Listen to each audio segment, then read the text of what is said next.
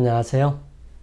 새로운 교과를 맞이하여 이제 두 번째 시간입니다. 함께하고 있는 저는 포트리 교회를 섬기는 김현수입니다. 우리에게 주어지는 기회와 시간들은 그냥 놔두면 흘러가는 것입니다. 우리에게 크나큰 의미를 남기지 않죠. 그렇지만 그것을 잡고서 무엇인가를 목적과 방향을 가지고 노력하고 바라는 사람들에게는 결코 놓칠 수 없는 귀한 의미가 될 수 있을 것입니다. 이번 한 주간 동안 우리에게 주어지는 기회와 그 기회를 이루어가고 살펴보는 시간으로 우리의 삶에 첨예하게 스며있고 작용하는 대쟁투, 마음의 갈등, 하나님께 속해야 될까? 사단에게 유혹에 넘어가야 할까? 그리고 선에 속해야 할까? 악을 해도 괜찮을까? 하나님께 도전하여 시작된 이 전쟁이 우리의 삶과 마음속에 어떻게 작용하며 반응하는지를 살펴보기를 원합니다. 먼저 기도드리고 시작합니다. 저희들을 사랑하시는 하나님, 저희 마음속에 역사하시고 끊임없이 싸우는 것을 경험할 수 있도록 인도하셔서 감사합니다. 우리로 그 싸움을 통해서 분명한 위치를 확인할 수 있고 우리로 바로 서게 역사하시고 그 일을 위해 함께 하시는 주님을 바라보게 하시니 또한 감사를 드립니다. 주님, 매일 주님의 편에 서기를 원합니다. 우리가 마음과 생각이 오직 주님께 고정됨으로 인해 우리의 행동과 모습이 주님의 정신과 마음을 나타내고 주님을 드러내는 사람이 되기를 원합니다. 능력과 은혜와 역사하심으로 함께 하셔서 이루어 주시옵소서. 수많은 고통과 아픔을 가지고 주님의 이름을 부르는 자들에게 주님을 부름이 결코 헛되지 않았음을 깨닫게 하시고 저희들 또한 주님을 인하여 분명한 믿음과 확신에 서게 하여 주옵시기를 간절히 기도드립니다. 이 시간 함께 하셔서 우리 주님을 바라보며 주님께서 이기신 그 거룩한 모습을 명상함으로 주님 곁에 바르게 서는 귀한 시간이 되게 해주시기를 예수님의 이름으로 간절히 기도드립니다. 아멘. 이번 한 주 동안 우리가 함께 살펴볼 내용은 중심 주제, 사랑인가 이기심인가 입니다. 한 주일 동안 일요일에는 상한 마음의 구세주로 주님을 알지도 이해하지도 못하는 사람들을 향한 지고지순한 아낌없는 사랑을 통해 우리가 왜 이 싸움을 이겨야 하는지를 살펴볼 거고요. 월요일 서주에는 섭리로 보존된 그리스도인들을 통해서 수많은 세상에서의 멸망과 고통 속에서 구원의 길을 보여주시고 주님의 백성들을 위하여 특별히 주님의 말씀을 따라가는 사람들에게 마련해 주신 그 구원의 길들을 함께 살펴볼 겁니다. 또 화요일에는 박해 가운데 순종함을 통해서 어떠한 어려움 속에서도 주님의 편에 서는 사람들의 모습으로 우리의 모습을 살펴보고요. 수요일에는 지역사회를 보살핌으로 세상에서 이루어야 하는 그리스도의 모습을 그리고 그 마음을 교회와 개개인의 삶 속에서 어떻게 이루어 가야 하는지 또 이루어 가고 있는지를 바라보게 될 겁니다. 그리고 목요일 소재는 사랑의 유산을 통해서 사람들의 마음속에 여전히 존재해야 하는 가장 중요한 마음과 원칙들 그리고 나타내야 하는 궁극적인 목표와 방향인 예수 그리스도의 사랑이 우리를 통해 온전하게 나타나야 하는 의무와 특권을 확인합니다. 오늘 서론과 첫째 날 일요일에 살펴보는 상한 마음의 구세주 되시는 주님을 살펴보는 시간을 갖습니다. 매일 시작할 때마다 기억절을 함께 읽고 시작하기를 원합니다. 두려워하지 말라 내가 너와 함께 함이라 놀라지 말라 나는 내 하나님이 됨이라 내가 너를 굳세게 하리라 참으로 너를 도와주리라 참으로 나의 의로운 오른손으로 너를 붙들리라 이사야 41장 10절 말씀입니다. 이 말씀은 우리에게 참으로 힘이 됩니다. 이 힘이 되는 말씀이 한 주일 동안 여러분과 저의 삶을 주장하고 이끌어 주시고 또 함께 하셔서 힘을 내고 또 하나님 편에서 온전하게 승리하는 삶을 맛보시게 되기를 간절히 소망합니다. 저자는 우리를 예루살렘에 대한 애틋한 마음을 가지시고 그 예루살렘을 향하여 예언하시는 장면으로 안내합니다. 우리 스스로를 예루살렘이 내려다 보이는 감람산에서 양을 치는 양치기라고 한번 생각해보고 그 양치기로서 그러한 예수님의 말씀을 들을 때 어떤 모습일까, 어떤 생각일까, 어떤 기분이 들까 한번 생각해 볼 수 있게 되기를 바랍니다. 저기서 목소리가 들리죠? 이건 분명히 예수님의 음성입니다. 석양이 성전을 비추며 눈처럼 하얗고 웅장한 대리석벽에 반사될 때 그분은 단호하게 말씀하시죠. 내가 진실로 너희에게 이르노니 돌 하나도 돌 위에 남지 않고 다 무너뜨려지리라. 제자들이 혼란스러웠던 것처럼 아마 여러분도 어리둥절했을 것입니다. 예수님은 도대체 무엇을 말씀하시는 것일까요? 이 말씀은 제자들이 질문한 세상 끝과 어떤 관련이 있을까요? 예수님께서 감람산에 앉아 계셨을 때 제자들이 와서 질문했죠. 주님 오시는 날과 세상 끝에 어떤 일이 일어날 것인지. 이러한 질문에 대해 예수님께서는 당장 있는 이제 얼마 안 있으면 처참하게 삶을 마감해야 하는 또 그 아름다운 성이 완전히 무너져야 하는 그 모습을 세상의 멸망과 함께 조인하며 함께 살펴볼 수 있도록 말씀하시는 것입니다. 우리는 예수님께서 예루살렘의 멸망으로 이어질 사건들을 그분의 재림 직전에 일어날 사건들과 함께 능숙하게 엮어서 말씀하시는 것을 집중해서 들을 수 있었을 것입니다. 예루살렘의 멸망에서 우리는 마지막 때에 하나님의 백성을 미혹하고 멸망시키려는 사탄의 전략을 바라보게 되지요. 예수님을 그렇게 밀어내고 또 예수님을 죽이려고 또 예수님께서 더 이상 그 놀라운 구원의 계획들, 섭리들 그리고 그러한 대속적인 사건들을 이루어가지 못하도록 혼신의 힘을 다했던 사단이지만 결국은 실패하고 말았죠. 그러한 실패하고 말아서 예수님께서 온전히 승리하시고 난 다음에 이 세상에서 하나님의 백성으로 살아있을 많은 사람들을 향하여 말씀하시는 모습들을 우리는 함께 살펴보는 것이죠. 마태복음 24장에서 예수님은 예루살렘의 멸망 그리고 그것과 같은 맥락으로 전개될 마지막 날 사건들을 자세히 가르쳐 주십니다. 우리는 하나님의 백성을 속이고 멸망시키려는 사단의 두 가지 전략에 대해 앞으로 공부할 것입니다. 첫 번째는 박해를 통해서 이루지 못할 것을 타협을 통해서 이루려고 할 것입니다. 즉 박해와 타협 이 두 가지를 통해서 하나님의 백성들을 괴롭히고 공경에 빠지게 하고 하나님에게서 떨어져 나가게 하려고 노력했을 것입니다.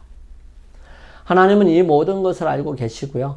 가장 어려운 시기에도 그분의 백성들을 보호하고 계십니다. 놀라지 말라, 두려워하지 말라. 내가 너의 하나님이고 내가 너와 함께 하겠다. 이 말씀이 오늘날 우리의 마음속에 늘 함께 하시게 되기를 간절히 소망합니다. 사단은 박해와 타협을 통해서 하나님의 백성들을 속이고 멸망시키려고 하죠. 사단의 공격으로 어려운 시기에도 하나님은 섭리로 영원한 운명을 결정할 문제를 도와주십니다. 우리가 언제나 하나님께 구하면 하나님께서는 그것을 분명하게 우리에게 주신다는 사실이에요. 그 주시는 것이 우리로 하여금 앞을 내다본 사람처럼 온전하게 이루어져 가고 있음을 삶을 통하여 경험하게 해주십니다. 그것이 바로 성령의 도우심이에요. 그 성령의 도우심과 하나님께서 주시는 사랑을 통해서 초기 교회는 어려운 시기 가운데서도 성장했습니다.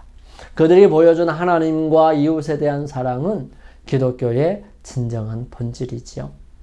그들의 사랑은 핍박 가운데서도 퍼져나가고 더 많은 열매를 거두었습니다. 자, 그렇다면 우리 첫 번째 날 4월 7일 일요일 소식 상한 마음의 구세주 함께 살펴보겠습니다. 예수님께서 예루살렘 성이 내다보이시는 감람산에 앉아 계셨을 때에 그분의 마음은 상심하셨어요. 왜 상심하셨을까요? 요한복음은 자기 땅에 오매 자기 백성이 영접하지 아니하였다고 기록하고 있습니다.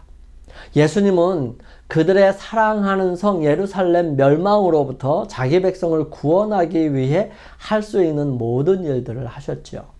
자기 백성을 향한 예수님의 사랑은 그분의 무한한 사랑의 마음에서 흘러나왔습니다. 예수님은 우리에게 회개하라, 또 당신의 은혜와 자비로운 초대를 받아들이라 라고 사랑으로 거듭거듭 호소하셨습니다. 누가복음 19장 41절부터 44절 말씀 함께 보시겠습니다. 가까이 오사 성을 보시고 우시며 이르시되 너도 오늘 평화에 관한 일을 알았더라면 좋을 뻔하였거니와 지금 내 눈에 숨겨졌도다. 날이 이를지라 내 원수들이 토둔을 쌓고 너를 둘러 사면으로 가두고 또 너와 및 그 가운데 있는 내 자식들을 땅에 메어치며 돌 하나도 돌 위에 남기지 아니하리니 이는 내가 보살핌 받는 나를 알지 못함을 인함이니라 하시니라. 마태복음 23장 37절 38절 말씀은 이렇게 기록합니다. 예루살렘아 예루살렘아 선지자들을 죽이고 내게 파송된 자들을 돌로 치는 자여 암탉이 그 새끼를 날개 아래 모음같이 내가 내 자녀를 모으려 한 일이 몇 번이더냐.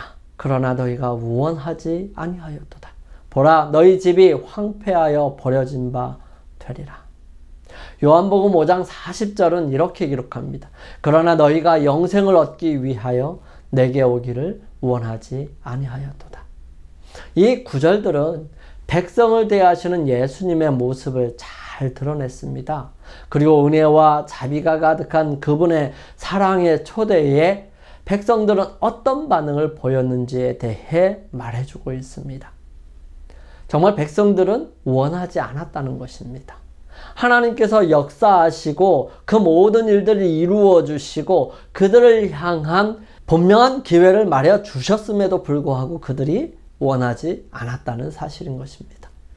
여기에 하나님의 성품은 어떻게 나타나고 있는지 함께 살펴봅니다. 하나님의 사랑의 성품에 비추어 볼 때 예루살렘 멸망과 같은 일은 정말 이해하기 어려울 것입니다. 역사는 로마의 장군 타이터스가 군대를 이끌고 예루살렘을 공격할 때 수만 명이 죽었다고 말합니다. 예루살렘은 폐허가 되었고요. 남자, 여자, 아이들이 그들의 눈앞에서 학살을 당했습니다. 하나님의 백성이 이렇게 큰 고통을 당할 때 하나님은 어디 계셨을까? 답은 분명하지만 그것을 온전히 이해하기는 쉽지 않죠. 하나님의 마음은 깨어져 버린 것입니다. 여러분 아무리 아이들이 잘못됐다 할지라도 그 아이들이 아프거나 힘들고 괴로워하는 모습을 보는 부모의 눈에는 눈물이 흘릴 수밖에 없고 마음은 깨어지게 되어 있습니다. 그것이 부모의 마음이에요. 그분의 눈에도 눈물이 가득했을 것입니다. 수많은 세월 동안 그분은 당신의 백성에게 손을 내미셨어요. 그들을 구원하기 위하여 다각적으로 노력하셨습니다. 그럼에도 불구하고 그들은 원하지 않았다는 것입니다. 그들은 그분의 인자하신 사랑을 거역함으로 하나님의 보호하심을 잃어버린 것입니다. 하나님이 백성이 선택한 결과를 바꾸기 위해 항상 개입하시는 것은 아닙니다. 그분은 그들의 반역에 따른 결과가 그대로 나타나도록 두십니다. 왜냐하면 그들의 권리와 그들의 특권을 침해하지 않기 때문이세요. 하나님께서 사람들을 사랑하셔서 스스로가 결정한 것을 존중하시는 분이세요. 그래서 우리가 아무리 노력하고 아무리 뭐 해도 우리가 원하지 않으면 하나님께서는 우리에게 당신의 거룩한 능력과 은혜를 베풀어 주실 수가 없게 되는 것입니다. 그분은 그들의 반역에 따른 결과가 그대로 나타나게 됐어요. 예루살렘의 멸망 가운데 무고한 어린이들의 학살을 초래한 것은 하나님이 아닙니다. 무고한 백성들의 비극적인 죽음은 사탄의 소행이에요. 여러분, 전쟁은 사람의 마음속에 있는 가장 악한 감정 또 정욕을 북돋기 때문에 사탄은 전쟁을 좋아합니다. 왜냐하면 그것은 전쟁이라고 하는 명목 아래 사람을 함부로 당하고 함부로 취급하고 그들에게 아무런 꺼리낌 없이 자신의 속에 가지고 있던 더러운 욕정들이나 더러운 것들을 아낌없이 거리낌 없이 나타낸다는 겁니다. 그래서 사단은 이 전쟁을 통해서 수없이 많은 사람들을 그러한 죄로 엮어서 죄책감에 시달리게 만들어요. 사람들을 기만하고 파괴한 뒤에 자신의 악행을 다 하나님 탓으로 돌리게 하는 것이 인류 역사를 걸쳐 진행해온 사단의 계획인 것입니다. 예루살렘의 멸망은 무모한 도전으로 끝까지 패망의 길을 선택한 결과였어요. 요세푸스 유대 전쟁사를 보면 거기에는 예루살렘 멸망에 관한 기록들이 있습니다. 요세푸스는 유대인이면서도 로마의 관점에서 기록한 부분이 있어서 조금은 로마의 우월을 강조하는 기록이기도 하지만 그 시대의 기록으로 가치가 있습니다. 그것밖에 없으니까요. 마태복음 24장 15절에서 20절은 이렇게 기록합니다. 그러므로 너희가 선지자 다니엘이 말한 바 멸망에 가증한 것이 거룩한 곳에 선 것을 보거든 읽는 자는 깨달을진저. 그때에 유대에 있는 자들은 산으로 도망할지어다. 지붕 위에 있는 자는 집 안에 있는 물건을 가지러 내려가지 말며 밭에 있는 자는 겉옷을 가지러 뒤로 돌이키지 말지어다. 그날에는 아이벤 자들과 젖먹이는 자들에게 화가 있으리로다. 너희가 도망하는 일이 겨울에나 안식일에 되지 않도록 기도하라. 예수님은 다가오는 예루살렘의 멸망으로부터 하나님의 백성을 구원하기 위해 어떤 지침을 주셨을까요? 서기 70년 당시에 예루살렘에 살았던 그리스도인 대다수는 유대인이었습니다. 하나님의 사랑은 가능한 한 많은 사람을 구원하기를 원하셨어요. 그래서 그분은 로마 군대가 다가오면 예루살렘을 떠나라는 지시를 주셨습니다. 하나님은 백성을 구원하기 위해 모든 것을 다 하셨습니다. 말씀을 따르는 사람들은 구원을 얻었지만 인자하신 사랑을 거역한 이들은 하나님의 보호하심을 잃어버린 것입니다. 영감의 교훈입니다. 회개의 기회를 상실함. 예수님은 예루살렘에서 당신의 은혜를 거절하고 멸시한 세상의 표상을 보셨다. 아, 완고한 마음을 가진 자들이여, 그분은 그대들을 위하여 울고 계셨다. 예수께서 산 위에서 눈물을 흘리고 계시던 당시만 해도 예루살렘은 회개하고 멸망을 피할 수 있었다. 하늘의 선물이신 그리스도는 잠시나마 그때까지도 예루살렘이 당신을 받아들이길 기다리셨다.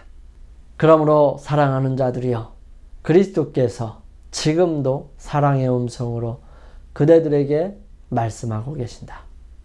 산상보훈 151페이지의 말씀입니다. 우리 함께 기도드리겠습니다. 저희들을 사랑하시는 아버지 하나님, 많은 상황들 속에서도 늘 언제나 당신의 백성들을 위해서 구원하시려고 도움의 손길을 뻗치시고 경고를 주신 주님을 인하여 감사를 드립니다. 예루살렘의 백성들처럼 예수님의 마음을 아프게 한 잘못들을 겸손히 고백합니다. 하나님께서 선하게 인도하시는 길을 따르지 못하고 거역하는 잘못에서 돌이키게 하옵소서. 우리를 구원하시는 주님의 은혜를 받고 따르도록 변화시켜 주시옵소서.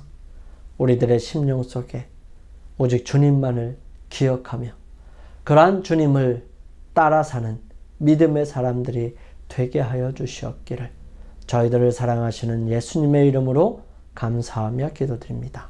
아멘. 오늘 하루를 주님 안에서 승리하시기 위하여 개인적으로 주님과 함께하는 시간을 갖습니다.